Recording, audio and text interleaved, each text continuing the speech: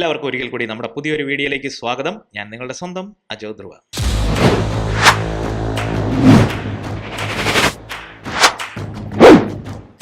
ഞാൻ കഴിഞ്ഞ ദിവസം വളരെ അവിചാരിതമായിട്ട് ഒരു പെട്രോൾ പമ്പിൽ പെട്രോൾ അടിച്ചുകൊണ്ടിരിക്കുകയായിരുന്നു. അവിടെ വന്ന് ഒരു പയ്യൻ എന്നോട് വന്ന് സംസാരിക്കാനിടയായി. ചേട്ടൻ ഒരു ഫോട്ടോഗ്രാഫർ അല്ലേ, എന്നെ ഓർമ്മയുണ്ടോ എന്ന് ചോദിച്ചു.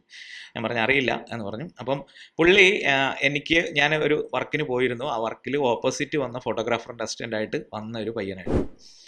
അപ്പം ഞാനിപ്പോൾ അവനോട് ചോദിച്ചു എന്താ ചെയ്യുന്നു എന്ന് ചോദിച്ചു. പുള്ളി എറണാകുളത്ത് ഒരു സൂപ്പർ മാളിൽ സൂപ്പർ മാർക്കറ്റ് ജോലിയാണെന്നൊക്കെ പറഞ്ഞു. ഞങ്ങൾ കുറച്ച് നേരം സംസാരിച്ച് കഴിയുമ്പോൾ ഞാൻ ചോദിച്ചു ഫോട്ടോഗ്രാഫി ഇഷ്ടമായിട്ട് വന്നതാണോ വെറുതെ ഇതിന് വന്നത്. അപ്പം പയ്യൻ പറഞ്ഞത് ഫോട്ടോഗ്രാഫി അവന് ഇഷ്ടമായിട്ട് വന്നതാണ്. അപ്പോൾ ഈ പയ്യൻ ഒരു ഫോട്ടോഗ്രാഫറിൻ്റെ കൂട്ടത്തിൽ അസിസ്റ്റൻ്റായിട്ട് ജോലിക്ക് കയറി. അപ്പം ഇപ്പം കുറച്ചാൾ നിന്ന് കഴിഞ്ഞപ്പോഴത്തേക്ക് അത്യാവശ്യം ഫോട്ടോ ഒക്കെ എടുക്കുന്ന ഒരു ഇതൊക്കെ ആയി കഴിഞ്ഞപ്പോൾ പുള്ളിക്ക് തിരക്കുള്ള ദിവസങ്ങളിൽ ചെറിയ വർക്കുകളിലൊക്കെ എൻഗേജ്മെൻറ്റ് അങ്ങനെയൊക്കെയുള്ള പരിപാടികൾ, മാമോദിസയിൽ അങ്ങനെയുള്ള പരിപാടികൾക്കൊക്കെ ഇവന് ക്യാമറ കൊടുത്ത് വിടുമായിരുന്നു. അങ്ങനെ ഈ പയ്യൻ ഒരു വർക്കിൽ ഒരു എൻഗേജ്മെൻറ്റിന് പോയി. അവിടെ ചെന്നു അത്യാവശ്യം നല്ല ഫോട്ടോസുകളൊക്കെ എടുത്തു എന്നാണ് അവൻ പറഞ്ഞത്. ഞാൻ ഫോട്ടോസുകൾ കണ്ടിട്ടില്ല, അതുകൊണ്ട് എനിക്ക് അതിനെക്കുറിച്ച് ഫോട്ടോസുകളൊക്കെ എടുത്തു.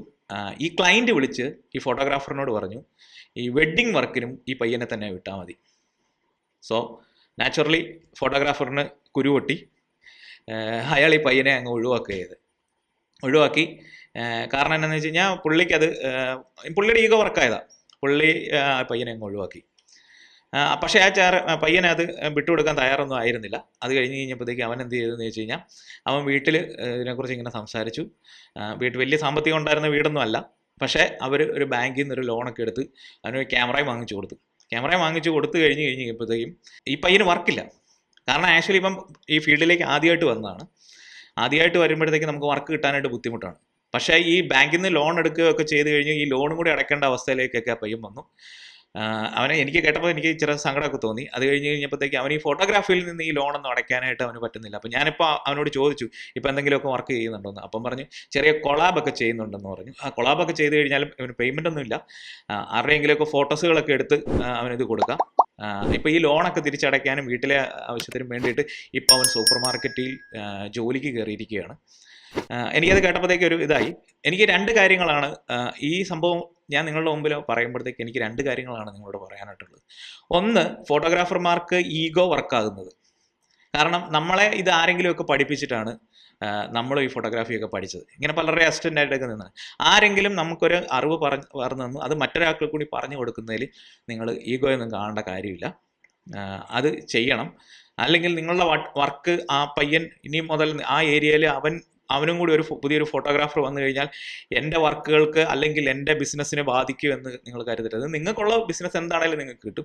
നിങ്ങളുടെ ഒരു സ്റ്റൈലും നിങ്ങളുടെ ഒരു ഇതൊന്നും ആ പയ്യനെ അഡോപ്റ്റ് ചെയ്യാൻ പറ്റത്തില്ല. ഒരു പക്ഷേ നിങ്ങളുടെ അത്ര എക്സ്പീരിയൻസ് പോലും അവന് ഉപയോഗിക്കാൻ പറ്റത്തില്ലല്ലോ. സോ അതുകൊണ്ട് അങ്ങനത്തെ ഈഗോ കാണിക്കുന്നത് ഒഴിവാക്കണം. രണ്ടാമത് എനിക്ക് പറയാനുള്ളത് ഈ പയ്യനെ പോലെയുള്ള പുതിയതായിട്ട് കടന്നു വരുന്ന ഈ ഫോട്ടോഗ്രാഫി മേഖലയിലേക്ക് കടന്നു വരുന്ന ഫോട്ടോഗ്രാഫർമാരോടാണ്. അതിൽ പറയാനുള്ളതെന്ന് പറഞ്ഞാൽ നിങ്ങൾ ചെന്നു 2 ചിത്രങ്ങൾ എടുത്തു, അത് നന്നായി എന്നുള്ളത് കൊണ്ട് നിങ്ങളൊരു നല്ല ഫോട്ടോഗ്രാഫർ ആകണമെന്നില്ല. പല കണ്ടീഷൻ. ഫോട്ടോഗ്രാഫി ഒരു ബിസിനസ്സാണ്, അത് ആദ്യം മനസ്സിലാക്കുക. ഈ ബിസിനസ്സിൽ ആദ്യം വേണ്ടത് വിശ്വാസ്യതയാണ്. ആളുകൾക്ക് നമ്മളോടുള്ള ഒരു വിശ്വാസ്യതയാണ്. ആ വിശ്വാസ്യത നമ്മൾ ഉണ്ടാക്കിയെടുത്താൽ മാത്രമേ നമുക്ക് വർക്കുകളൊക്കെ വരുള്ളൂ. ആ വിശ്വാസ്യതയിൽ നമ്മുടെ വർക്ക് ഇമ്പോർട്ടൻ്റ് ആണ്. നമ്മൾ നന്നായി, അതായത് ഏത് കണ്ടീഷനിലും നമ്മൾ ഫോട്ടോ നന്നായി എടുക്കുമെന്നുള്ളൊരു കണ്ടീഷൻ ഉണ്ടാകണം. അതിനുശേഷം വേണം നിങ്ങൾ ഈ ഇങ്ങനെയുള്ള ഫോട്ടോഗ്രാഫി ഇതിനേക്കൊക്കെ നിങ്ങൾ ഇൻവെസ്റ്റ് ചെയ്യാനായിട്ടും ഫോട്ടോഗ്രാഫർ ആകാനും ഒക്കെ. അതുവരെയൊക്കെ നിങ്ങൾക്ക് വർക്കുകൾ എന്തെങ്കിലുമൊക്കെ കിട്ടുവാണെങ്കിൽ മറ്റു മാർഗ്ഗങ്ങളൊക്കെ ഉപയോഗിക്കുക. ക്യാമറയൊക്കെ റെൻ്റൊക്കെ കിട്ടുന്ന മാർഗ്ഗങ്ങളുണ്ട്. നിങ്ങളൊരു വലിയൊരു എമൗണ്ട് ഒക്കെ എടുത്ത് പിന്നെ ആ എമൗണ്ട് അടച്ചു തീർക്കാൻ വേണ്ടിയിട്ട് നിങ്ങൾ മറ്റ് ജോലികൾക്കൊക്കെ പോവുക. അതിന് ഇടവരുത്തരുത്. അപ്പം ഈ 2 കാര്യങ്ങളാണ് എനിക്ക് നിങ്ങളോട് പറയാൻ. പലപ്പോഴും നിങ്ങളുടെയൊക്കെ ജീവിതത്തിലും ഇത്തരത്തിലുള്ള പല അനുഭവങ്ങളും ഉണ്ടായിരിക്കണം. അത്രയും അനുഭവങ്ങൾ ആരെങ്കിലും ഉണ്ടെങ്കിൽ നമ്മളുമായിട്ട് ഷെയർ ചെയ്യുക. ഇതാ നന്നായിരിക്കും. ഈ വിഷയത്തെക്കുറിച്ചുള്ള നിങ്ങളുടെ അഭിപ്രായങ്ങളും നിർദ്ദേശങ്ങളും ഒക്കെ എഴുതി അറിയിക്കുക. ഈ ചാനൽ സബ്സ്ക്രൈബ് ചെയ്യാനും ലൈക്ക് ചെയ്യാനും മറക്കരുത്. മറ്റൊരു വീഡിയോയുമായി കാണുന്നവരെ ഞാൻ നിങ്ങളുടെ സ്വന്തം അജോ ധ്രുവ.